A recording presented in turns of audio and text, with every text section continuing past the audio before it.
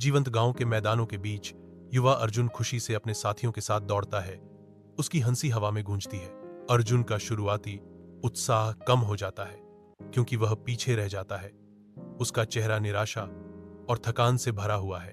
हताश अर्जुन अपने दादाजी रामदासजी की सांत्वनादायक उपस्थिति की ओर जाता है, जो विशाल बरगद के पेड़ के नीचे शांति से बैठे हैं।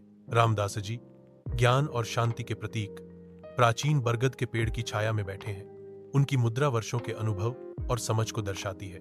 रामदासजी अर्जुन को एक शाश्वत सीख देते हैं। बेटा, जीत मेहनत से मिलती है। हल्के से रोशन कमरे में अर्जुन अपने दादा के बगल में बैठा है, जो मिट्टी के दियों की कोमल चमक से घिरा हुआ है। दादाजी जीवन के मूल्यों की कहानियां साझा करते हुए उनके चेहरों पर गर्म रोशनी नृत्य करती है। अर्जुन की आंखें चौड़ी हो जाती हैं, जो उनके दादा की बुद्धिमत्ता से मोहित हो जाती हैं। दादाजी की आवाज हवा में गर्माहट भर देती है, दृढ़ता के सबक सिखाती है। जीवन एक दौड़ है और हमें कभी हार नहीं माननी चाहिए, दादाजी कहते हैं। उनके शब्द आरामदायक कमरे में गूंजते हैं। गांव का खेत दौड़ शुरू होते ही ऊर्जा से भर जाता है। हर धावक दृढ़ संकल्प की एक लकीर होता है। अंतिम प्रयास में अर्जुन अपने प्रतिद्वंद्वियों को पीछे छोड़ते हुए प्रतिस्पर्धा के जबड़े से जीत हासिल करता है। विजयी अर्जुन अपने दादा की ओर दौड़ता है।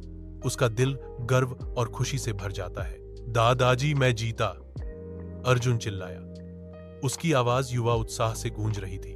दादाजी गहरी बुद्धिमत्ता की आवाज में जवाब देते हैं, नहीं बेटे, तुमने न केवल दौड़ जीती है, बल्कि खुद पर विश्वास करके जीवन की पहली बड़ी जीत भी हासिल की है। उस पल अर्जुन समझता है कि सच्ची जीत केवल जीतने में ही नहीं, बल्कि स्वयं में अटूट विश्वास में निहित है।